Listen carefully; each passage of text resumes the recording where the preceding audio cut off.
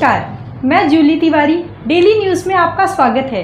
तो चलिए नजर डालते हैं आज के कुछ मुख्य समाचारों पर। पूरे राज्य में विधानसभा चुनाव का मतदान संपन्न। महाराष्ट्र विधानसभा चुनाव के तहत अंबरनाथ सीट पर मतदान शांतिपूर्ण तरीके से संपन्न हुआ। कुल 288 सीटों पर मतदान हुआ, जिसमें अंबरनाथ में कुल 48% वोटिंग दर्ज की गई। यह आंकड़ा पूरे महाराष्ट्र के औसत 58% 2% से थोड़ा कम है, लेकिन मतदाताओं का उत्साह दिन भर केंद्रों पर बना रहा। सुबह 7 बजे मतदान प्रक्रिया शुरू हुई। अंबरनाथ में पहले 3 घंटों में मतदान की रफ्तार धीमी रही, लेकिन दोपहर 12 बजे के बाद मतदाताओं की भीड़ मतदान केंद्रों पर उमड़ पड़ी। शहर के प्रमुख मतदान केंद्रों पर दोपहर 3 बजे के बाद लंबी कतारें देखी गई। मुंबई सिटी में सबसे कम 49% मतदान हुआ, जबकि ठाणे जिले में 50% के आसपास वोटिंग दर्ज की गई।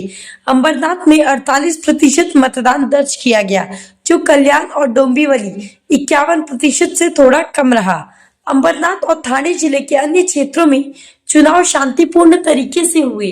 पुलिस और प्रशासन ने सुरक्षा के कड़े इंतजाम किए थे, जिससे किसी भी प्रकार की अप्रिय घटना सामने नहीं आई।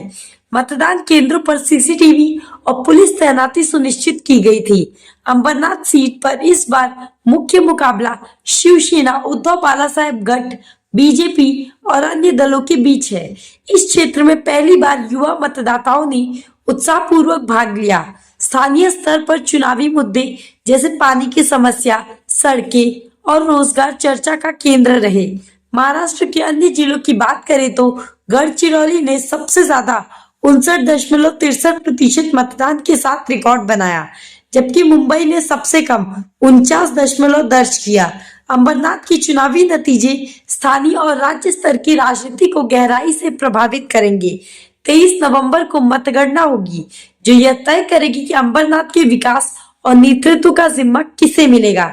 स्थानीय नागरिकों ने कहा, हमने अपने प्रतिनिधि को चुनने के लिए वोट दिया। उम्मीद है कि इस बार हमारे क्षेत्र की समस्याओं का समाधान होगा। राजनीतिक दलों ने अपने अपने प्रचार में विकास का वादा किया है। अब देखना यह होगा कि जनता का जनादेश किसके पक्ष में जाता है। तो आज के लिए बस इतना ही। कल फिर मिलेंगे इसी समय इसी चैनल पर। तब तक के लिए मुझे दीजिए इजाजत। धन्यवाद।